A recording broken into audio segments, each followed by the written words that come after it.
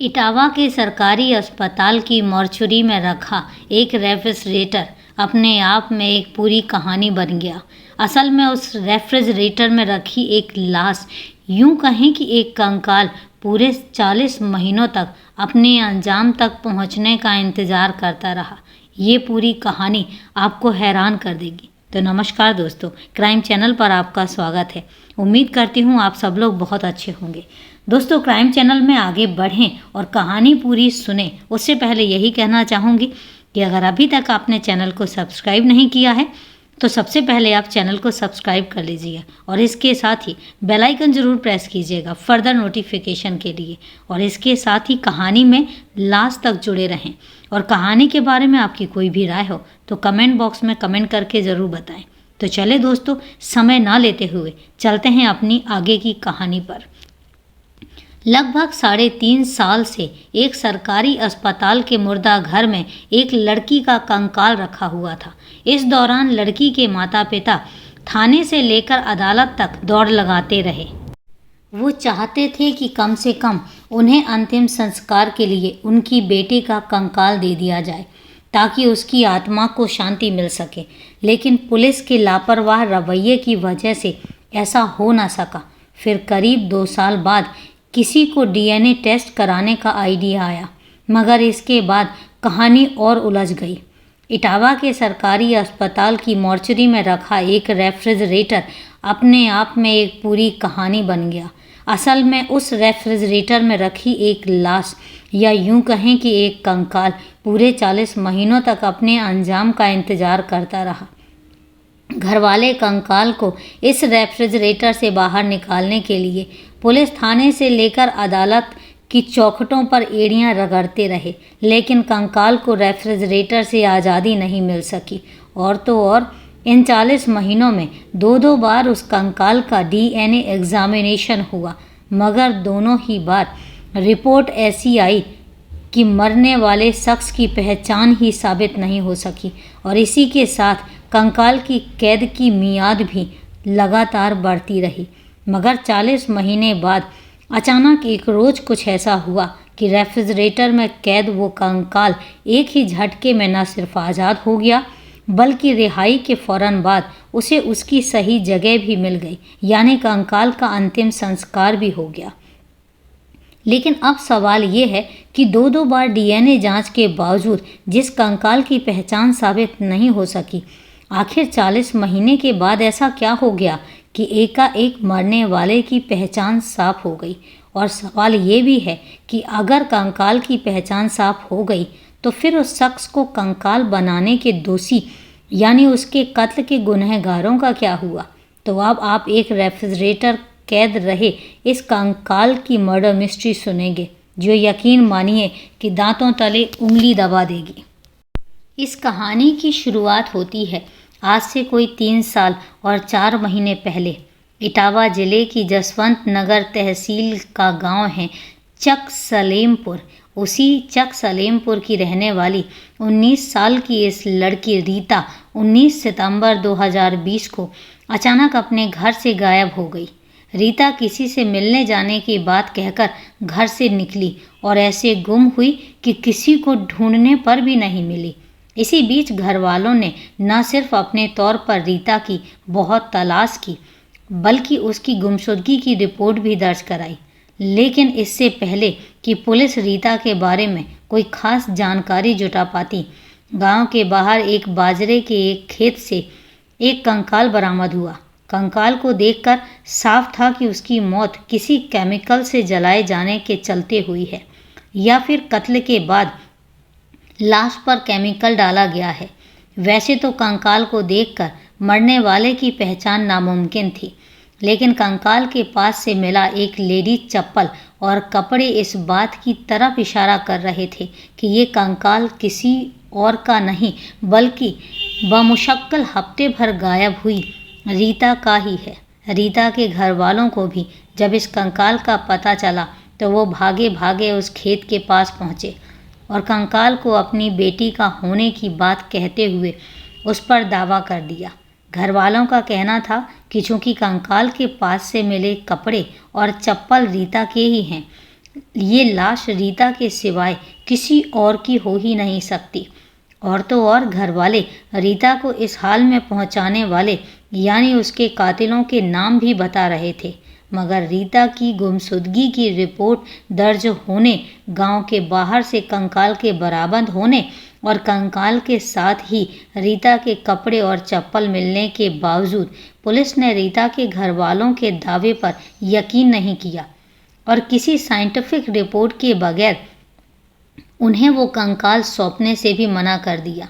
Police ने कंकाल बरामद की और उसे सीधा इटावा के सरकारी अस्पताल के मॉर्चरी में रखवा दिया और बस इसी के साथ एक कंकाल के फ्रिज में बंद होने का जो सिलसिला शुरू हुआ तो वो पूरे 3 साल और 4 महीने तक चलता रहा।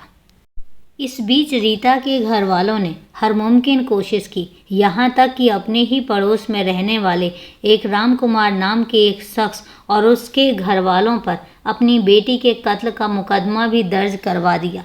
लेकिन लाख शिकायत के बावजूद उन्हें ना तो वो कंकाल मिला और ना ही वो अपनी बेटी का अंतिम संस्कार कर सके।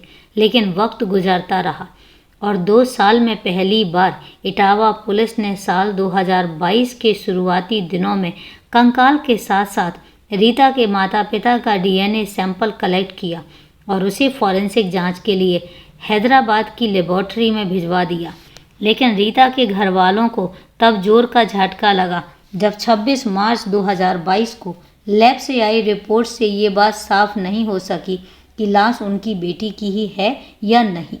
असल में डीएनए का एक सैंपल सही नहीं होने की वजह से रिपोर्ट अस्पष्ट थी।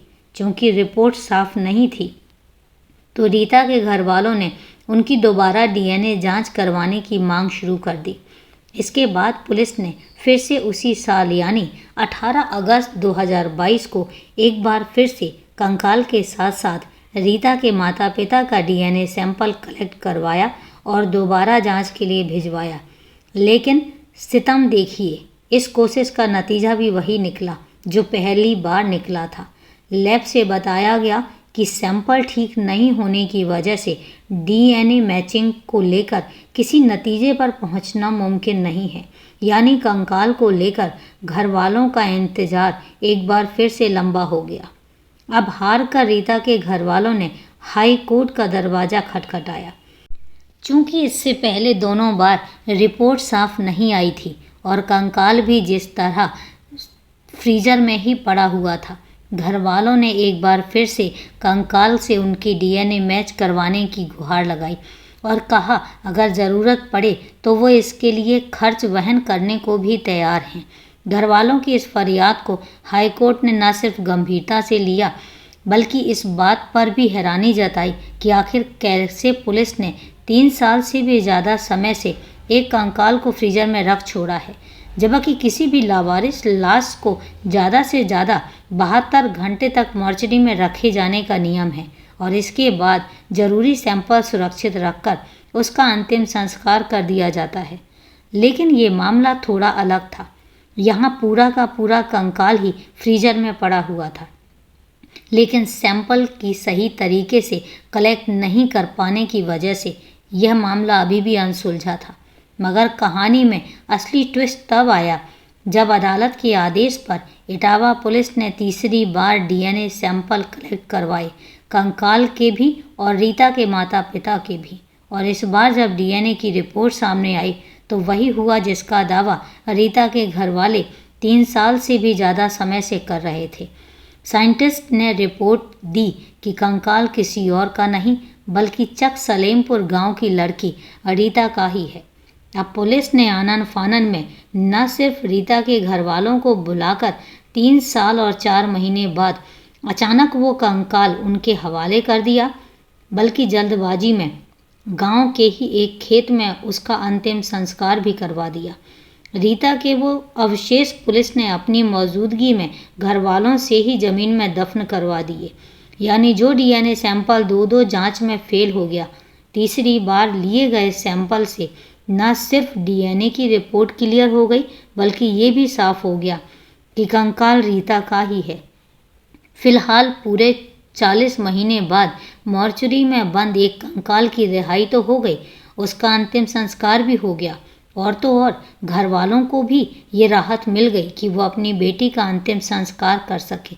लेकिन जो सवाल अब सामने खड़ा है वो है कि आखिर रीता को इस हाल में पहुंचाने का दोषी कौन है। अगर वो वही है जिस पर घरवाले शुरू से इल्ज़ाम लगाते रहे हैं, तो आखिर पुलिस की तफ्तीश से ये कब तक पता चलेगा कि रीता का कत्ल उसी गांव के रहने वाले राम कुमार ने किया था या फिर किसी और ने। आखिर पुलिस कत्ल के उस मामले में मकतूल को कब तक इंसाफ दिलाएगी, जिसमें मरने वाले की पहचान पता करने में ही उसे 3 साल से ज़्यादा का समय लग गया। पुलिस सूत्रों की माने तो इटावा की रहने वाली 19 साल की रीता अपने गांव के ही रामकुमार यादव नाम के एक शख्स से बेहद करीब थी। दोनों की फ़ोन पर एक दूसरे से न सिर्फ लंबी बातें होती थी, बल्कि दोनों वक्त वक्त पर एक दूसरे से मिलते भी थे।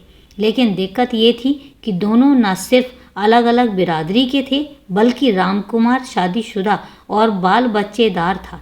ऐसे में दोनों के घर वालों को ही रीता और रामकुमार के इस रिश्ते पर ऐतराज़ था।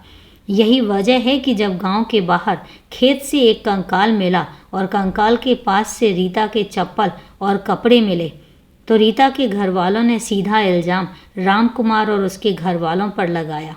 रीता के घर वालों का कहना था कि रामकुमार ने अपने घर वालों के साथ मिलकर रीता का कत्ल किया है। सितम देखिए कि रीता की गुमशुदगी की शुरुआत तफ्तीश में भी इस बात का इशारा मिला था कि उसकी गुमशुदगी से गांव के ही रामकुमार का कोई ना कोई रिश्ता ज़रूर है, क्योंकि अपने मोबाइल फ़ोन पर उसकी आखिरी बातचीत भी रामकुमार से ही हुई थी। लेकिन तब से लेकर अब तक पुलिस ने कभी इस पहलू को ठीक से खंगालने की ज़रूरत ही नहीं समझी। शायद पुलिस ये सोचकर तफ्तीश करने से बचती रही कि अभी तो रीता की लाश की पहचान भी नहीं हुई है। जब लाश की पहचान हो जाएगी तो फिर तफ्तीश देखी जाएगी। इसी दौरान रामकुमार का पूरा परिवार गांव छोड़कर चला गया।